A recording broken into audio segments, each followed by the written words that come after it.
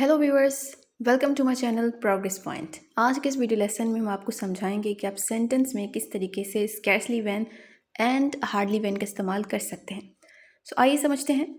सबसे पहले तो ये बात है कि हम इसका इस्तेमाल क्या चीज़ बताने के लिए करते हैं, किस तरीके से वाक़यात बताने के लिए करते हैं।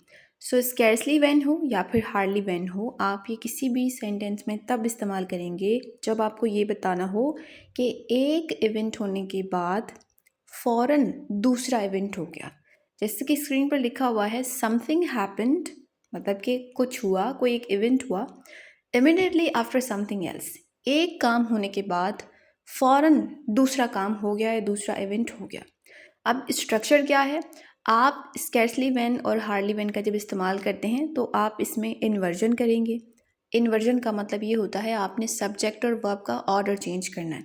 नॉर्मली जब हम सेंटेंसेस बनाते हैं तो सब्जेक्ट पहले आता है, उसके बाद हम वर्ब रखते हैं, लेकिन इन्वर्जन में ऑर्डर चेंज हो जाएगा। वर्ब हमारी पहले आ जाएगी, सब्जेक्ट उसके बाद में आ जाएगा।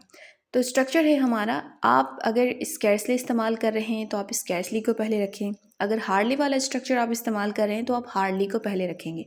तो स्कैर्सली या फिर हार्डली सेंटेंस में सबसे पहले आ जाएगा, उसके बाद आ जाएगी ऑक्सिलरी वर्ब। जैसे कि आप यहाँ पर पास्ट परफेक्ट टेंस का इस्तेमाल कर रहे हैं तो पास्ट परफेक्ट टेंस की ऑक्सिलरी वर्ब है हेड, तो यहाँ पर आप हेड रखेंगे।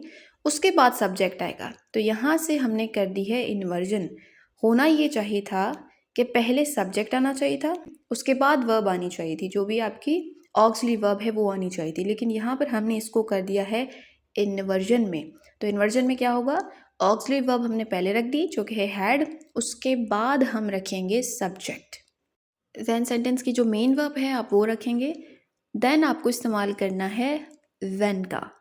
नो सूनर देन वाले स्ट्रक्चर में आप इस्तेमाल कर रहे थे नो सूनर के साथ देन पेयर करके, लेकिन जहाँ पर भी आप स्कैर्सली या फिर हार्डली का इस्तेमाल कर रहे हैं तो पेयर में आप हमेशा व्हेन का इस्तेमाल करेंगे।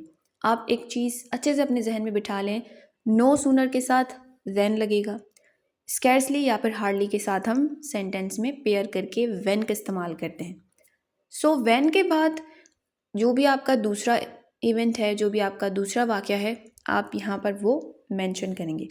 एग्जाम्पल है scarcely had she sat down when the phone wrong. अब इस सेंटेंस का मतलब ये है कि वो अभी बैठी ही थी कि फ़ोन बजने लग गया। तो इस सेंटेंस में हम दो बातें बता रहे हैं, दो वाक़यात बता रहे हैं। पहला उसका बैठना और दूसरा फ़ोन का बजना। तो एक इवेंट हुआ, मतलब पहला वाक़या कौन सा है, उसका बैठना।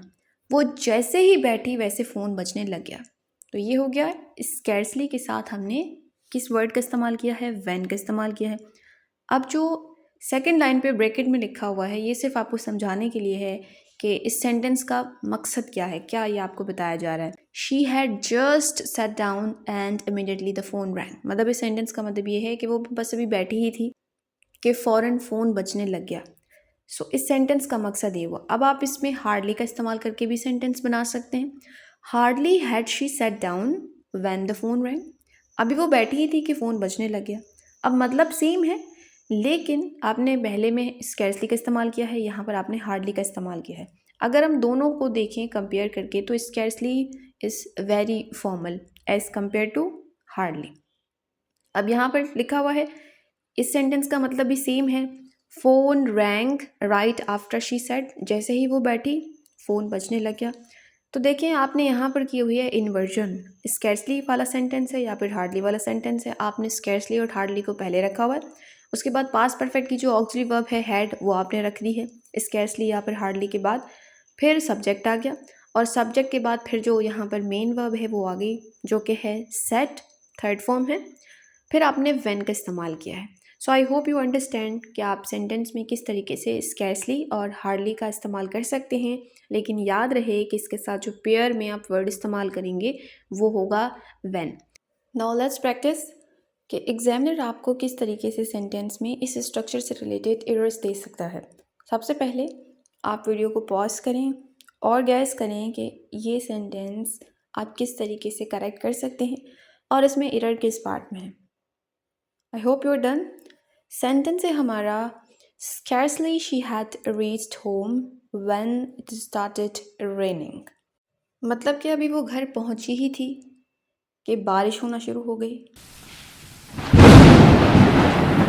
इस सेंटेंस में एरर है शी हैड के साथ, क्योंकि जब हम स्कैर्सली को या फिर हार्डली हो तो भी जब हम उसे सेंटेंस में सबसे पहले रखते हैं तो हम वहाँ पर इन्वर्जन कर रहे होते हैं।